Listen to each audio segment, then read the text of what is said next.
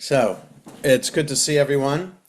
I'll remind everybody at the end as well, but our the next 2 Mondays we will not be meeting. Next Monday, I'm going to be away from Sunday until Thursday morning. And then the following Monday is the synagogue board meeting. So, just one more person's coming in. So. Okay, so just about class for the next 2 Mondays, we will not be meeting. But if you get the emails, the listserv messages, there'll be a reminder there about that. So this morning, when I sent the email out this morning on the listserv, the shul listserv, I didn't put down a topic because frankly, I didn't have a topic picked yet. That's just, you never know what's going to happen in the news. And I figured, let's see. After I sent out the email, I sent out the email at like 7 o'clock this morning. I don't know when it actually went out on the listserv. The moderator sends it out whenever he sends it out. So I thought, okay, I know I'll see something on the New York Times today. I'll see something on Times of Israel, or I'll see something with Daniel Gordis's email, which was Israel from the Inside. And I've referenced his email, his daily email, ever since October 7th last year. So, and they're very important, well, I find very meaningful things that he shares about Israeli society, culture, what's going on. So that was the case today. So I'm going to share my screen in a moment. So this is something that has happened in the news, and therefore there's a Jewish response to something that has happened in the news, but it's not a world event. It's not a bombing. It's not a drone attack in Israel or something like that. It's something actually more uplifting than that. Let me share my screen, and you'll see what I'm talking about. Just a second here. Okay. Okay. So this is what it looks. This is the Israel from the Inside email that Rabbi Dr. Daniel Gordis sets out, and he says this. I'll make it bigger so you can read it better. There was a wedding in Be'eri. Be'eri is one of the communities on the border of Gaza that was part of the massacre, the Hamas massacre last October 7th. There was a wedding in Be'eri a few weeks ago, the first since last October 7th, which, given what that community has endured, was no small thing. That was why it attracted so much attention on Israeli social media. The Facebook post about the wedding, though, has an unspoken Israeli subcontext. So in other words, people who survived October 7th got married. And it's a big deal. And we'll see more about that in a moment. But he's saying there's an Israeli subcontext to this. The post didn't specifically mention any song, but I doubt there were many Israelis who read that post and didn't think of this one afterwards, given its reference to wheat and given how ubiquitous the melody is in Israeli life. And the wheat sprouts again. In Hebrew, it's called Hachita Somachat Shuv, and the wheat sprouts again is a genuine Israeli classic. It's a song of mourning written in 1974 by Dorit Zameret, a member of Kibbutz Beit Hashita, which was in the grips of deep shock and pain after it lost 11 of its sons in the Yom Kippur War. Okay, so there's an element about Israeli life and Israeli culture that is hard to understand if we're not living there. And even if we make Aliyah, it's unclear how much of Israel's past and not just the pop culture of Israeli past, but the wars and what happened, who was affected by all there's the Israeli Independence War in 1948 to 1949. There was the Sinai Campaign in 1956. There was the Six-Day War in 1967. There was the terrorist the terrorists were coming into Israel in 1969 from Jordan. Then the Yom Kippur War in 1973, the Lebanon War in 1982. And each of these wars, and then also the Intifadas, the campaigns against Gaza, and of course, last October 7th. All of these create a subculture. There's poetry, there's other literature that's written, there's songs that are written. And if the average Jew outside of Israel might not be aware of that. The Jew who is connected to Israel, who lives outside of Israel, might be connected to it, but until you live there and learn all about it and become part of Israeli society, you don't really fully understand what the average Israeli is thinking. Like what is the knee-jerk reaction to an event that an Israeli might have that an American Jew wouldn't have, because the Israeli knows what that connection is. So in other words, the connection that Daniel Gordis is making here, and he knows, even though he made Aliyah maybe 20 years ago, something like that, an American Jew, a very educated American Jew, still going to Israel, you think you're connected with Zionism. You think you're connected by going to a Jewish summer camp, a Zionist summer camp, like he did at Camp Ramah and his family did. You're connected in a lot of ways. You visit Israel, you're connected, but there's still some things that you just might not know. So there is one story of many after the Yom Kippur War and I'll share another screen first that'll tell more of the story of this one kibbutz in central Israel, north central Israel, that just so happened to have 11 of its kibbutz members die in the Yom Kippur War. So that was just, for proportionally speaking, that's an incredible amount. Similar to the kibbutzim and moshavim that are around Gaza and the tremendous massacres and slaughters that they experienced last October 7th. The kibbutz in north central Israel after the Yom Kippur War, Kibbutz Beit Hashita, had to figure out how to move on, how to continue living after 11 of its members were killed in the war. All of the kibbutzim and moshavim around Gaza have to figure out how they're going to survive and move on after the war. And so when Israelis think about October 7th, some could also be thinking about the Yom Kippur War and what happened with the 11 who were killed in Kibbutz Beit Hashita. So, and the wheat sprouts again, Ha-Chita Tzomachat Shuv, is a genuine Israeli classic. It's a song of mourning written in 1974 by Dorit Zameret, a member of Kibbutz Beit Hashita, which was in the grips of deep shock and pain after it lost 11 of its sons in the Yom Kippur War. The song was set to music in 1978 by Chaim Barkani, a member of Kibbutz Sha'ar HaGolan, and its lyrics were adapted and adjusted to the melody. There's a long history of the melody, including Naomi Shemer's refusal to write the melody for the words, finding them too painful, but that's for another time. At this moment, we're simply pointing to this Israeli theme of rebirth after horror, which both the song and the Facebook post about the wedding reflect. Okay, so that's, before I play, we'll listen to the song in a moment. I want to stop sharing and I want to share a different screen so that we can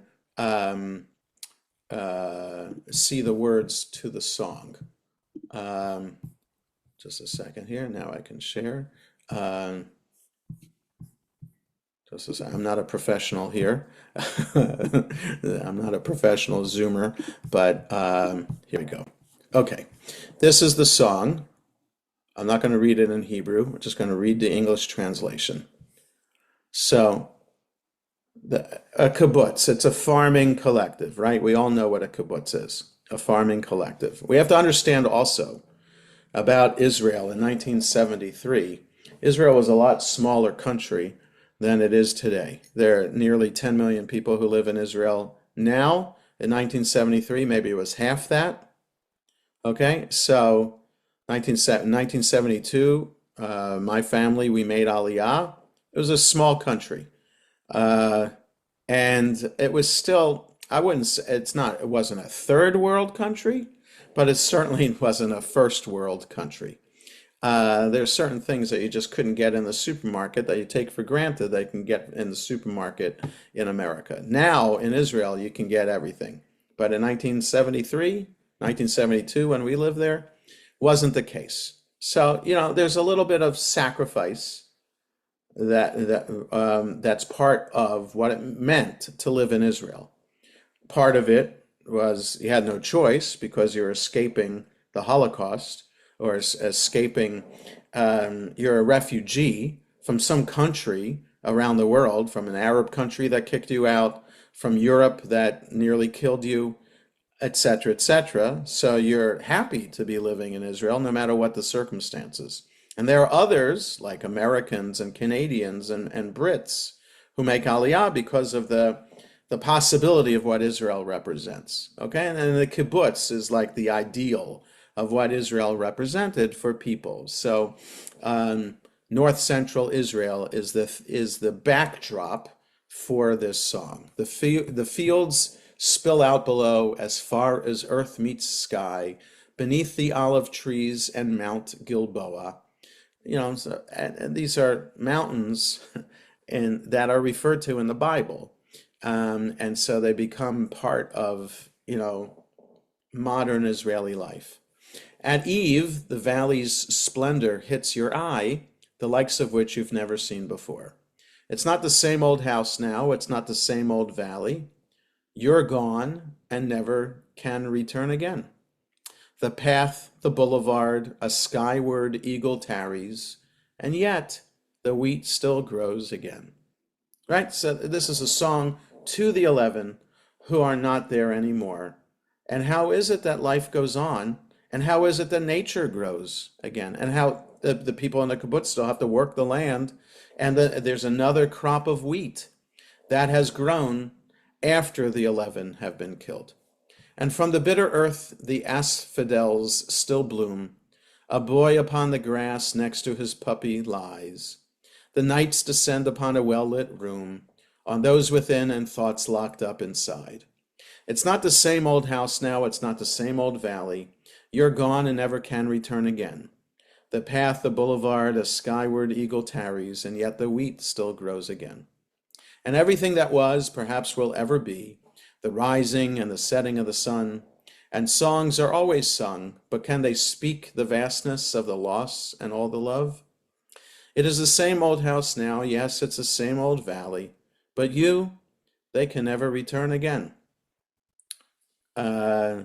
It should be you can never return again. And can it be, how can it be, that through time's endless tally, somehow the wheat still grows again? So it's a beautiful poem, a beautiful song, and let's listen to it. This is Chava Alberstein, a prominent singer in Israel,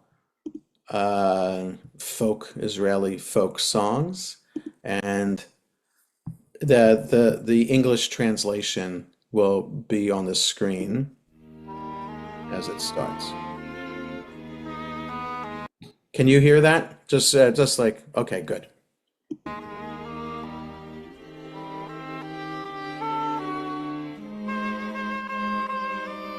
שדות שפוכים הרחק מאופק ועד סף וחרובים וזית וגלבוע, ואל ארבו העמק נאסף ביופי שעוד לא היה כמוהו.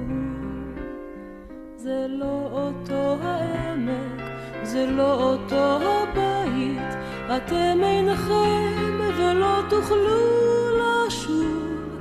השבילים השדרה ובשמיים היית, אך החיטה צומחת שוב. השבילים השדרה ובשמיים היית, אך החיטה צומחת שוב. מן העפר המר העיריות עולות, ועל הדשא ילד וכלבו, מואר החדר ויורדים לילות על מה שבו ומה שבליבו. זה לא אותו העמק, זה לא אותו הבית, אתם אינכם ולא תוכלו לשוב. השבילים השדרה ובשמיים היית, אך החיטה צומחת שוב. השבילים השדרה ובשמיים היית, אך החיטה צומחת שוב.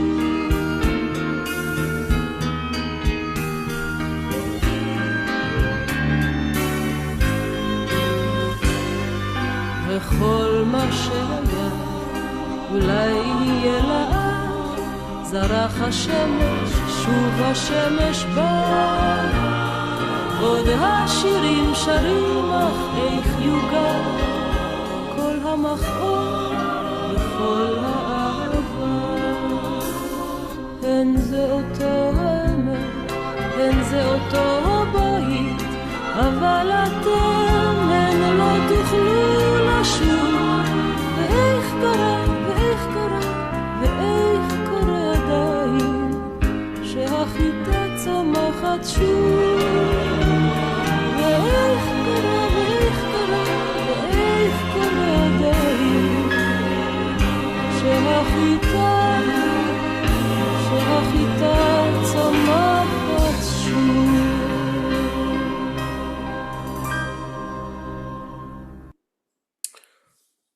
So I must say, I know a lot of Israeli songs, but I don't think I'd ever heard that song before. And but I heard about the story before, just more recently, about the 11 from that kibbutz. So just imagine the impact that October 7th has had on Israeli society and on the Jewish world at large. The poetry that I shared over the high holidays, especially during the martyrology service and also on Yom Kippur and also on Yizkor, on Shmini Atzeret, that's just the beginning.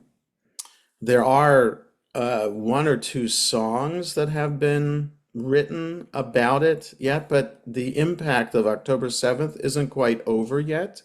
Like, in other words, Yom Kippur War was over in about a month. And then Israel could regroup and then start to think about what happened and what the impact is. We don't know yet what the full impact of October 7th has had on Israeli society. It continues. So some things like songs being written or plays being written, that just hasn't happened yet. But with the Yom Kippur War, this is one of the many songs that came out of it. And like I said, people in Israel, born and raised in Israel, know about the story of the Kibbutz Beit Hashita and the 11, and they know about this song. Now, it just so happens that there's another response to the Beit Hashita, and I want to share a different screen, so just bear with me here to see a story about that from the Times of Israel. So Let me do this. Uh, Here we go. Okay. Um, so not just so Monty Friedman, and he's an investigative journalist. He's also a an author. He wrote a book about the Aleppo Codex. If you just Google Aleppo Codex, which is like one of the oldest manuscripts of the Jewish Bible from the city of Aleppo. It's a fascinating story about that. He also wrote more recently a book about Leonard Cohen when he came to Israel to sing to the troops during the Yom Kippur War. So he wrote this 10 years ago, just over 10 years ago, about 40 years after the Yom Kippur War. And so it's not an article about this song that I just played you from Chava Alberstein, but something else that has become part of Israeli society because of the Beit Hashita. So, for many Israelis, the ancient observance of Yom Kippur is inextricably linked to a modern trauma, the anniversary of the outbreak of the 1973 war, which took Israel by surprise, shattered its confidence, and left more than 2,500 Israeli soldiers dead in 3 weeks of desperate fighting. When Yom Kippur is marked across Israel and the Jewish world on Wednesday, well, this is 2012, many synagogues will sing one of the service's central prayers to a tune written on a kibbutz in northern Israel 22 years ago. Okay, so 22 years ago, 1993. The story of how that tune came to be is an illustration of the unique mix of traditional practice and national remembrance that has come to infuse Israel's observance of the most solemn day of the Jewish calendar. Unetana Tokef, I'm sorry, when I've shared articles from Times of Israel or New York Times or any other place, I cut and paste and I put it into a Google Doc. But I because of this very thing with ads being so distracting, and I try to stay away from it. But I need this article here because I want to play you another video. That's in a little bit. So Unatana Tokef, we know this. One of the key prayers of the days of awe describes God's judgment and the insignificance of human beings who are, the prayer says, like a broken shard, like dry grass, a withered flower, like a passing shadow and a vanishing cloud, like a breeze that blows away and dust that scatters, like a dream that flits away. So I'm going to get back to this video in a moment. In 1973, Yom Kippur fell on October 6th.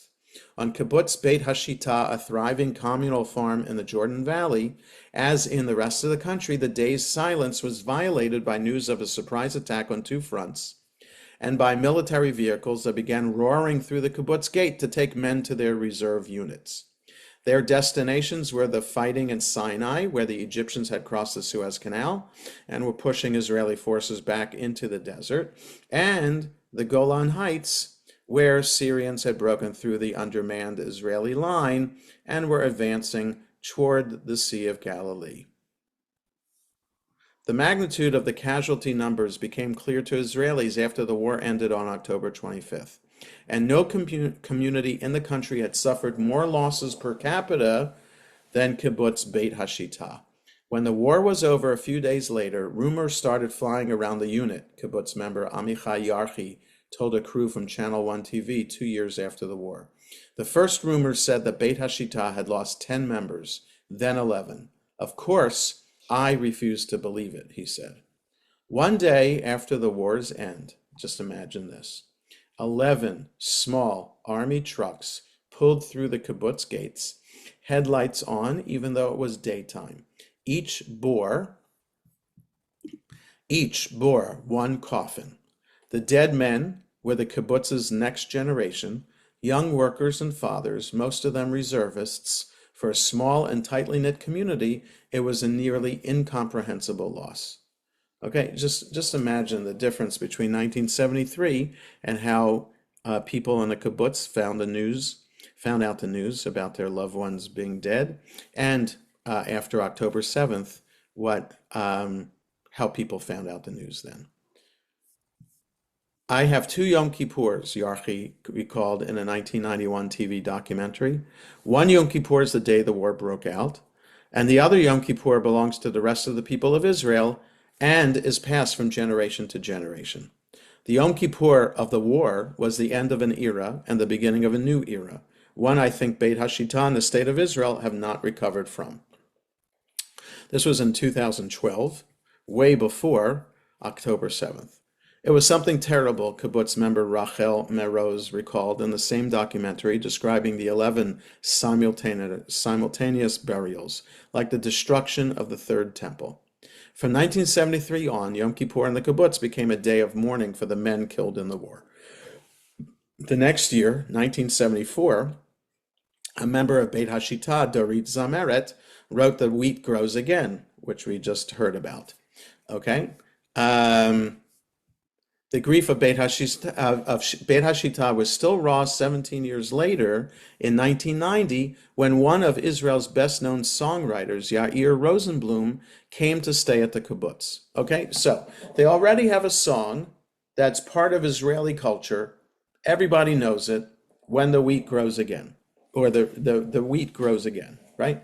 But still, 17 years after the Yom Kippur War, Israel's still reeling because it was like the Vietnam War for America, but in terms of the amount of people killed, not in terms of like the protests around it. I mean, it was proportionally for Israel, the Yom Kippur War, great tragedy, so many soldiers killed. It took a long time for Israel to get its head around it. So in 1990, it's 17 years after the Yom Kippur War, people are still upset. So Yair Rosenblum came to stay at the kibbutz, a famous Israeli musician at the time. Rosenblum was famous for writing dozens of hits, including the most popular numbers sung by the military entertainment troops that topped the Israeli charts in the 60s and 70s, like Song for Peace and Ammunition Hill, Shir LaShalom, Givat HaTachmoshet. Some of us who know Israeli folk songs might be familiar with those tunes. As Yom Kippur approached, he decided to give something personal, something of himself to this special day, kibbutz member Michal Shalev wrote. Her recollections were published by the kibbutz in a booklet about Yom Kippur in 1998, 2 years after Rosenblum died of cancer. At first he thought he would write new music for Kol Nidre, she wrote, referring to the prayer that opens the service on the eve of Yom Kippur. But at the same time, he looked for other ideas. Flipping through a high holiday prayer book, he came across Unatana Tokef. The prayer's name, roughly translated as "Let us relate the power," is taken from its opening phrase, Unatana Tokef Kedushat Hayom. In 1974, the prayer had served as the inspiration for Leonard Cohen's 1974 song, Who by Fire. Thought to be considerably more than a millennium old, its precise roots have been lost to history. The text of the prayer could not have been farther from the kibbutz's militantly secular approach to Yom Kippur. So, kibbutzim are notoriously secular, except for the religious kibbutzim. And so, for a kibbutz to care about Yom Kippur, that's very unusual. And then especially the theology of who shall live, who shall die, and that God determines who shall live, who shall die, also far from kibbutz secular ideology. But Yair Rosenblum still. So farther, which members of kibbutzim deal with Yom Kippur as a day of meditation and honoring the dead that had nothing to do with a God whose non-existence they consider to be an article of faith. The prayer, in contrast, depicts humans as negligible in comparison to a deity described as an all-powerful shepherd. Okay, so we know what Unatana Tokef is about. You hear me explain it every year on the high holidays. Who shall live, who shall die, who by famine, who by thirst. Yair read it. All right, this guy who's famous in Israel for the popular songs of the 60s and 70s, and knew this was what he was looking for. He didn't shut his eyes all night and waited for the morning, for the house to be empty of people, and for a chance to play uninterrupted. When Shalev arrived at about 10, she found Rosenblum writing and crying. He played her a tune he had written for the prayer, a melding of European cantorial melodies, Sephardic tunes, and modern Israeli music. It was one of those moments in which you feel shaken and an excitement that has no room for words, she wrote. Hanoch al-Balak, a kibbutz member known for his singing voice, was chosen to perform the prayer at the kibbutz's Yom Kippur service. 11 members fell in that war, and nearly all members of the kibbutz have some kind of connection to that. Fathers, sons, al-Balak, now 77, recalled this week. The atmosphere during the ceremony is that of a dark cloud hovering over the kibbutz. The song was sung at the end of the ceremony on the eve of Yom Kippur that year.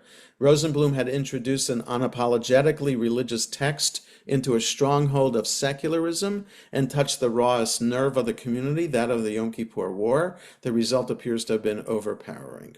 When Hanoch began to sing and broke open the gates of heavens, the audience was struck dumb. Something special happened, another member, Ruti Peled, wrote in the same kibbutz publication. It was like a shared religious experience that linked the experience of loss, the words of the Jewish prayer, and the melody. When I sang, I saw more than a few people crying, al-Balak recalled. So this is the tune, and we're not familiar with this tune because Cantor Adina and most people in America and around the Jewish world have a different tune for Unatana Tokef. But if you were to go on YouTube and search for Unatana Tokef, any Israeli version of it, and I mean religious people singing it, and I've seen this. I've seen the videos. Ultra-Orthodox singers, Israeli army, religious people in the religious army wearing a uniform are singing this tune. And this is, it's 8 minutes.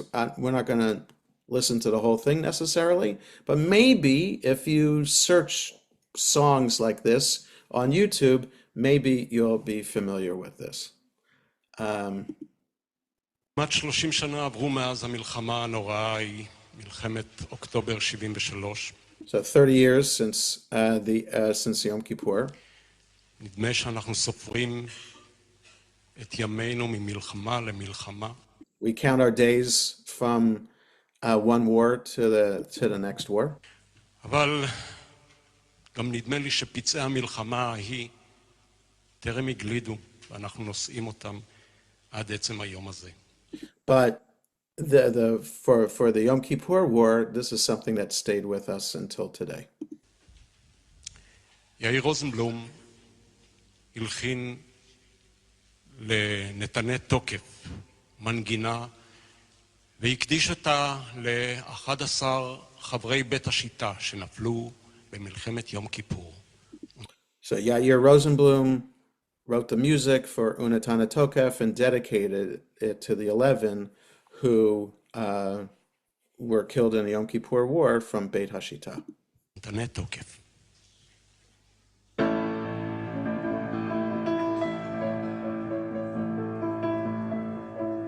ונתנה תוקף קדושת היום, כי הוא נורא ואיום, ובוא תנסה מלכותך, ויקון בחסד כסאך, ותשב עליו באמת, ותשב עליו באמת. אמת כי אתה הוא דיין ומוכיח ויודע ועת, וכותב וחותם וסופר ומונה, ותזכור כל הנשכחות, ותפתח ספר הזיכרונות, ומאליו יקרא וחותם יד כל אדם בו,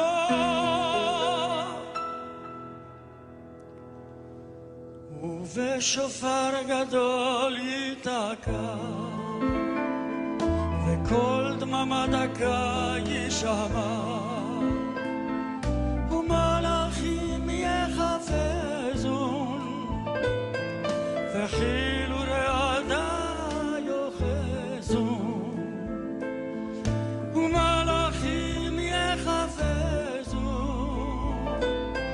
וכאילו רעדה יאחזו ובשופר גדול ייתקע וכל דממה דקה יישמע ומלאכים יחפשו וכאילו רעדה יאחזו. I just want to say, is just look at the people singing. They're secular people singing, except this guy who has a kippah on. And I don't know if he wears a kippah usually, or if he's just wearing it out of respect for the song.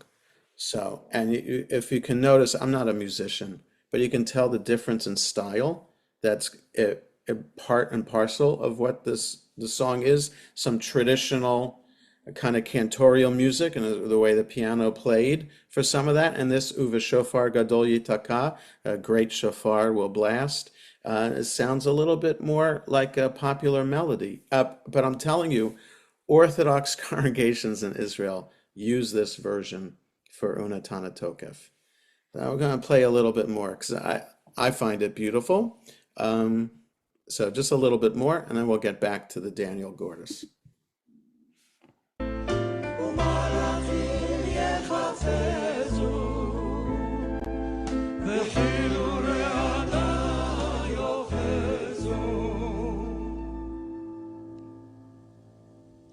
ויאמרו הנה יום הדין לפקוד על צווארם בדין כי לא יזכו בעיניך בדין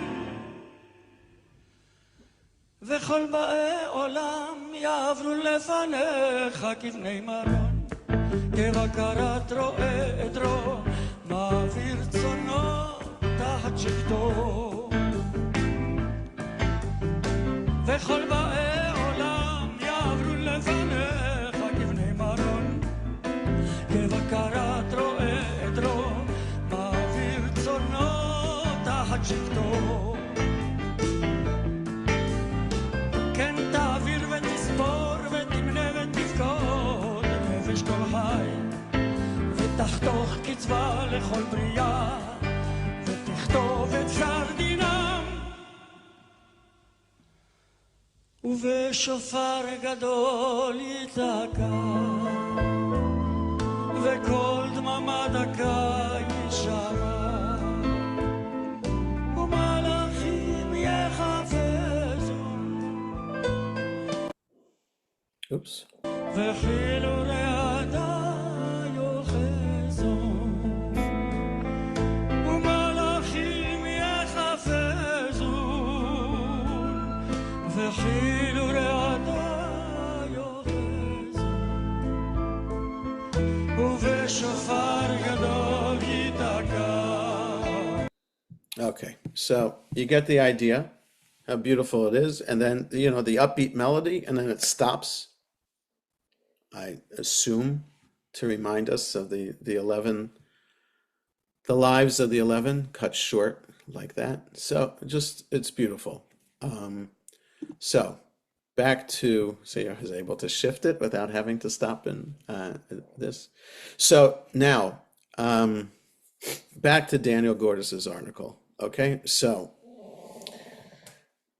the idea from all of this is just how does life go on when in the midst of chaos, in the midst of tragedy?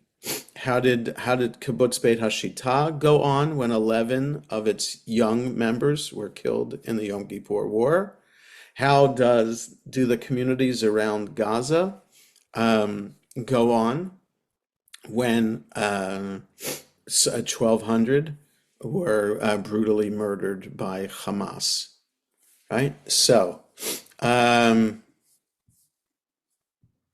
focus on rebirth after tragedy is so deeply rooted in Israeli society that the song even got its own Israeli stamp a number of years later.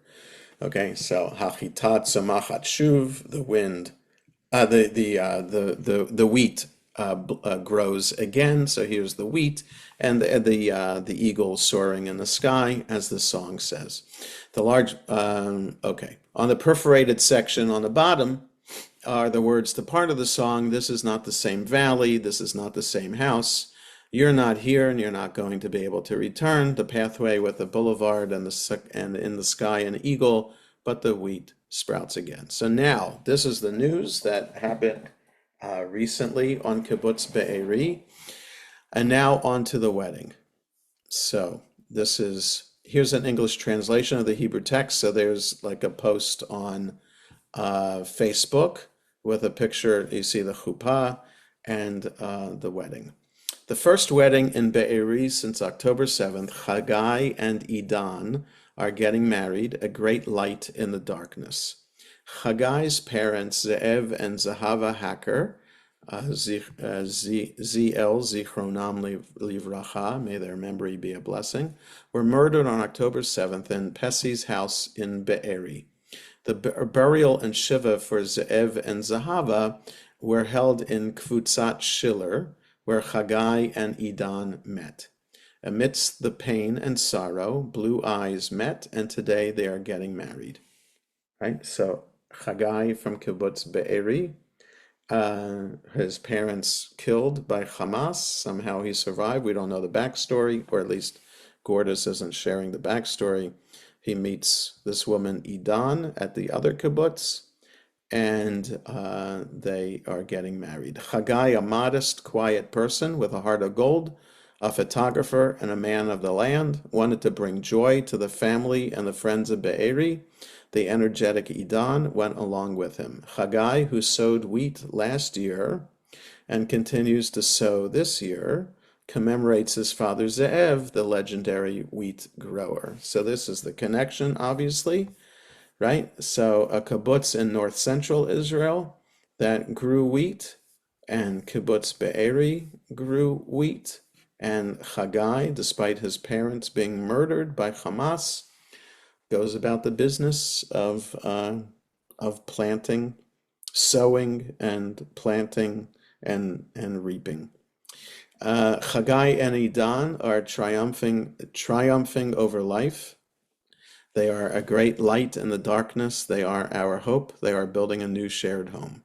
I hope Ze'ev and Zahava can see the joy amidst the tears from up above. Amen. So that's what I wanted to share today. Sometimes in Jews in the News, we talk about some more serious academic matters. This came up, and it just moved me, and I wanted to share it with you. That in the midst of tremendous tragedy and pain, two people, this couple here, were able to find love. How could a man whose parents were murdered be in the mood or in the mindset to be able to be open to see love? It's a remarkable testament to the human spirit, and I think also just how we deal with things in the world around us, not just with October 7th. How do we deal with life in America? How do we deal with anti-Semitism? It's one simcha at a time. So any thoughts or comments or questions? So, okay, so yeah, Perry. It just struck me, absolutely unrelated to this conversation, but you just mentioned the name of Zev and Zahara, and that was the two of the children of Rabbi Halperin. Yes, that's true. So there's like a Sharei Tefillah connection there. Yeah, about that. For the veterans of Sharei Tefillah who knew Rabbi Halperin's family. Yes, that's right. Yeah.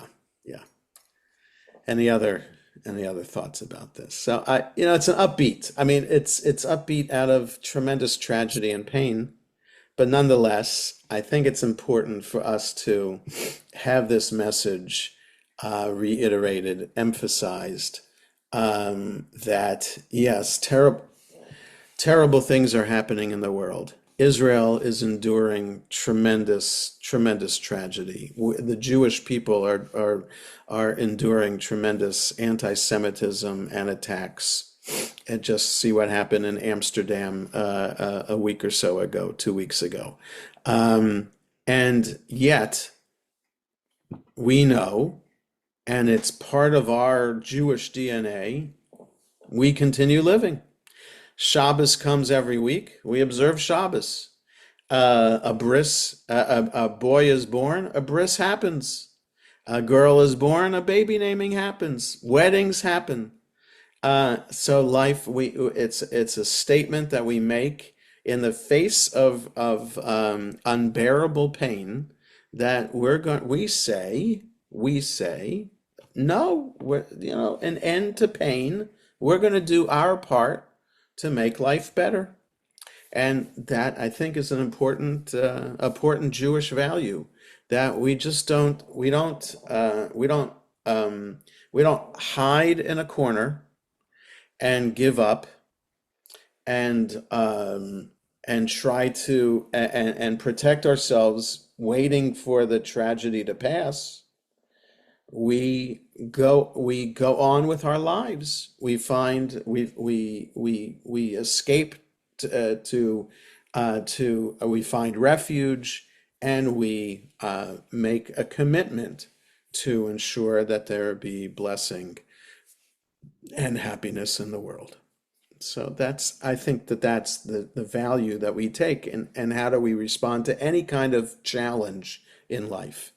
That Judaism says, rise to the challenge. Don't run away from it. Don't wait until it passes.